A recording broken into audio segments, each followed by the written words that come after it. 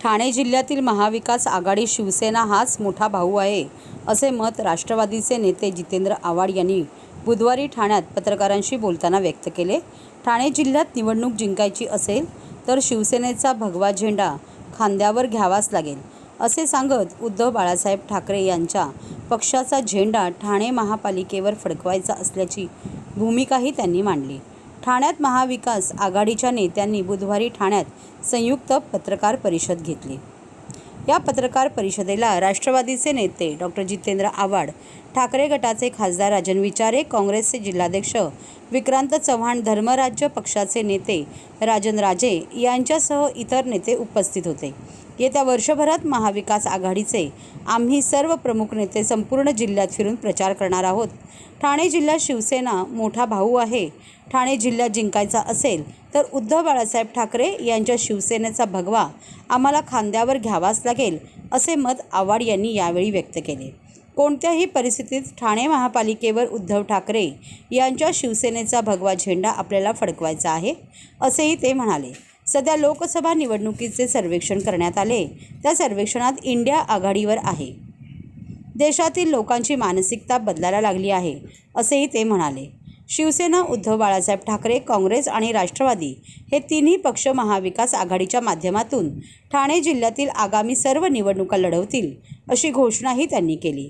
आगामी लोकसभा निवडणुकीत जिल्ह्यातील तिन्ही जागांवर महाविकास आघाडीचे जे कोणी उमेदवार असतील त्यांना निवडून आणू। केवळ लोकसभेची निवडणूक नाही तर विधानसभा आणि महापालिकेच्या निवडणुकीतही आम्ही महाविकास आघाडी म्हणून सामोरे जाऊ, असेही ते म्हणाले। सर्व नागरिकांना आवाहन करण्यात येत आहे की सध्या डासांमार्फत पसरणाऱ्या डेंग्यू या आजाराचा प्रसार रोखण्यासाठी प्रत्येकाने पुढील प्रमाणे कार्यवाही करावी। डेंग्यू आजार एडिस इजिप्ती हा डास चावल्याने होतो। या डासांची पैदास साचलेल्या किंवा साचवलेल्या स्वच्छ पाण्यामध्ये होते। 8 दिवसांपेक्षा जास्त दिवस पाणी उघडे व साचून राहिल्यास त्यात डास अंडी घालतात। अंड्यांच्या अळ्या तयार होऊन पुढे डास तयार होतात। यासाठी आपल्या घरातील पाणी साठे, उदाहरणार्थ बॅरल्स, पिंपे, टाक्या, हौद, रांजणे इत्यादी दर आठवड्याला रिकामे करून घासून पुसून कोरडे करून पुन्हा भरावे। 1 दिवस कोरडा दिवस म्हणून पाळावा।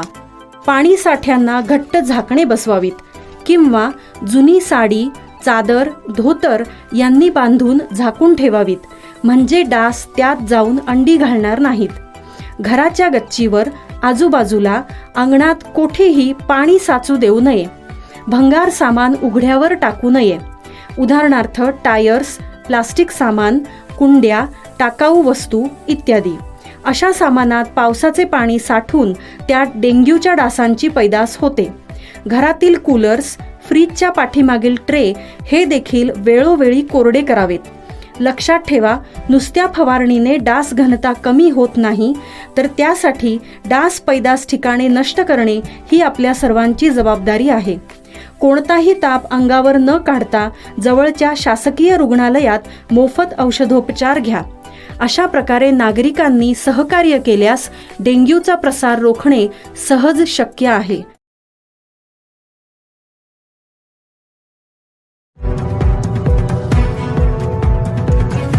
डेंग्यू व मलेरियाची रुग्णसंख्या नियंत्रणात आणण्यासाठी आरोग्य विभागाने सतर्क राहावे। आयुक्त अभिजित बांगर, रुग्णालयातील परिचारिकांना बेसिक लाईफ सपोर्ट आणि व्हेंटिलेटर हाताळण्याचे प्राथमिक शिक्षण द्यावे।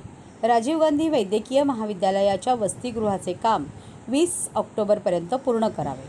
पावसाळा अजून संपलेला नसल्याने अधूनमधून पडत असलेल्या पावसामुळे जागोजागी पाणी साचल्याने अशा ठिकाणांमधून डासांची व्युत्पत्ती होत असल्यामुळे डेंग्यूचे प्रमाण वाढत असल्याचे निदर्शनास येत आहे। सद्यस्थितीत पाऊस सुरू आहे। पाऊस थांबल्यानंतर देखील पुढचे 15 दिवस हे महत्त्वाचे असून संपूर्ण ऑक्टोबरपर्यंत आरोग्य यंत्रणा पूर्ण क्षमतेने कार्यरत राहील, या दृष्टीने सर्व आरोग्य अधिकाऱ्यांनी सतर्क राहण्याचे निर्देश आयुक्त अभिजित बांगर यांनी मंगळवारी 3 ऑक्टोबर 2023 छत्रपती शिवाजी महाराज रुग्णालय येथे झालेल्या बैठकीत दिली। ऑगस्ट आणि सप्टेंबर महिन्यात डेंग्यूची रुग्णसंख्या वाढली असल्याचे दिसून येते। महापालिकेच्या आरोग्य केंद्रातील आकडेवारी व खाजगी लॅबमध्ये झालेल्या चाचण्यांमध्ये पारदर्शकता असणे आवश्यक आहे. खाजगी लॅबमध्ये एखादा रुग्ण डेंग्यू बाधित रुग्ण आढळल्यास त्याची दैनंदिन माहिती महापालिकेस कळवली जात नसल्याचे निदर्शनास येत आहे. याबाबत त्या विभागातील वैद्यकीय आरोग्य अधिकारी यांनी शहरातील सर्व खाजगी डॉक्टर्स तसेच लॅब यांना त्यांच्याकडे डेंग्यू मलेरिया सदृश्य आजाराचा रुग्ण पॉझिटिव्ह आल्यास त्वरित याची माहिती त्याच दिवशी स्थानिक वैद्यकीय अधिकारी व मुख्यालय आरोग्य अधिकारी यांना कळवली जाईल. या दृष्टीने त्यांना सजग करावे असेही आयुक्तांनी या बैठकीत नमूद केले. आपल्याकडे दैनंदिन अहवाल प्राप्त झाल्यावर जर रुग्णसंख्या वाढत असल्याचे निदर्शनास आल्यास तातडीची उपाययोजना आखून त्यानुसार कार्यवाही करणे गरजेचे आहे. तरच आपण रुग्णसंख्येवर नियंत्रण आणू शकतो. याकडे सर्व स्तरावर कटाक्षाने लक्ष देण्याच्या सूचनाही यावेळी आयुक्तांनी केल्या व यासाठी चाचण्यांची दैनंदिन संख्या देखील वाढवण्यात यावी. तसेच ज्या विभागातून रुग्णसंख्या वाढीचे प्रमाण दिसून येत आहे त्या ठिकाणी आवश्यक औषधं व धूर फवारणी देखील करण्यात यावी. तरच आपल्याला या आजारांवर नियंत्रण आणणे शक्य होईल. पत्रकारांच्या घरावर छापे, राष्ट्रवादी काँग्रेसची ठाण्यात जोरदार निदर्शने. ज्यांचे स्वातंत्र्य हिसकावून घेतले जाईल त्यांच्यासाठी आम्ही लढणार, डॉक्टर जितेंद्र आव्हाड. परदेशी फंडिंगचा आरोप करत दिल्ली पोलिसांनी न्यूज लिंक या वृत्तसंस्थेच्या पत्रकारांच्या घरावर व कार्यालयांवर छापेमारी करण्यात आली. हा प्रकार पत्रकारांच्या अभिव्यक्ती स्वातंत्र्याची गळचेपी आहे अशी टीका करत राष्ट्रवादी काँग्रेसचे राष्ट्रीय सरचिटणीस डॉक्टर जितेंद्र आव्हाड यांच्या मार्गदर्शनाखाली ठाण्यात जोरदार निदर्शने करण्यात आली. दरम्यान त्यांचे संविधानाने दिलेले व्यक्ती स्वातंत्र्य हिसकावून घेतले जाईल त्यांच्यासाठी आम्ही लढणार, doctor Jitendra Awhad. News link या वृत्तसंस्थेशी संबंधित असलेल्या पत्रकारांच्या घरी दिल्ली पोलिसांनी छापेमारी केली. मंगळवारी सकाळपासूनच पत्रकारांच्या घरी छापेमारी करण्यास सुरुवात करण्यात आली आहे. 30हून अधिक पत्रकारांच्या घरी छापेमारी झाल्याची माहिती मिळाली आहे.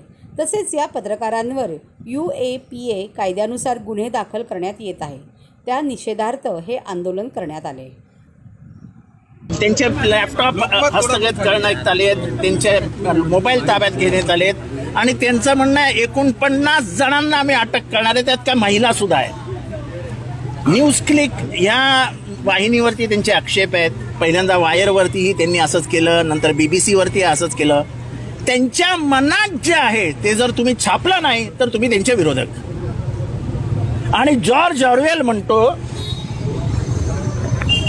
की सत्ताधाऱ्यांना जे छापू नये असं वाटतं तेच छापणं ही पत्रकारिता, अन्य केवळ जनसंपर्क. कोण म्हणतं? George Orwell.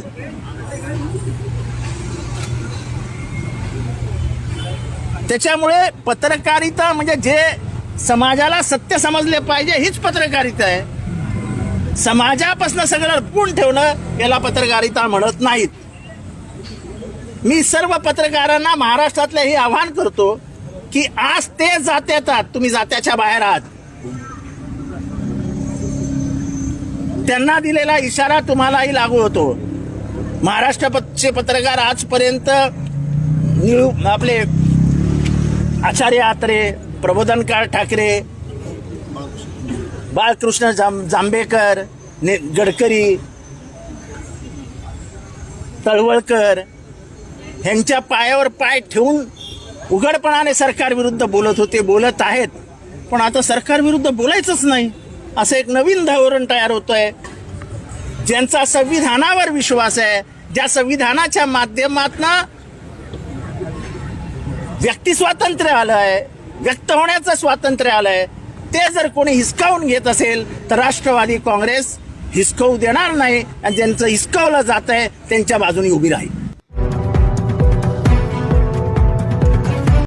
महापालिकेच्या कळवा येथील राजीव गांधी महाविद्यालयात प्रथम व द्वितीय वर्षात शिकणाऱ्या 9 विद्यार्थ्यांनी MBBSला नव्याने प्रवेश घेतलेल्या विद्यार्थ्यांचे माजिवडा येथील वसतिगृहात रॅगिंग केल्याची बाब रॅगिंग प्रतिबंधक समितीच्या चौकशीत उघड झाली आहे.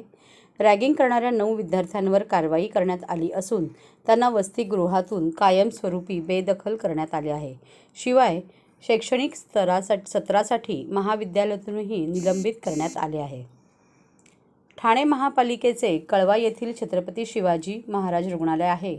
या रुग्णालयामध्ये राजीव गांधी महाविद्यालय आहे. रुग्णालय इमारतीतच सुरुवातीला वसतिगृह होते. रुग्णालय विस्तारासाठी हे वसतिगृह आता माजिवडा येथील पालिका इमारतीत स्थलांतरित करण्यात आले आहे. या ठिकाणी काही विद्यार्थी राहतात. त्यांपैकी काही विद्यार्थ्यांची रॅगिंग करण्यात आल्याची निनावी तक्रार दिल्ली येथील विद्यापीठ अनुदान आयोगाला ईमेलद्वारे सप्टेंबर महिन्यात प्राप्त झाली होती.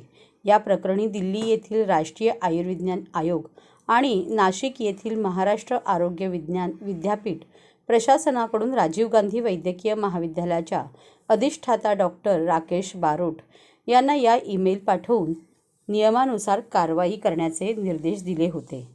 त्यानुसार महाविद्यालयाच्या अधिष्ठात्या डॉक्टर बारोट यांनी रॅगिंग प्रतिबंधक समितीच्या सहाय्याने या प्रकरणाची चौकशी केली. त्यात प्रथम व द्वितीय वर्षातील MBBSमध्ये शिकत असलेल्या विद्यार्थ्यांनी नव्याने MBBSसाठी प्रवेश घेतलेल्या विद्यार्थ्यांचे वसतिगृहात रॅगिंग केल्याचे निदर्शनास आले व जाहिरात असतील तर ह्या नंबरवर संपर्क करा.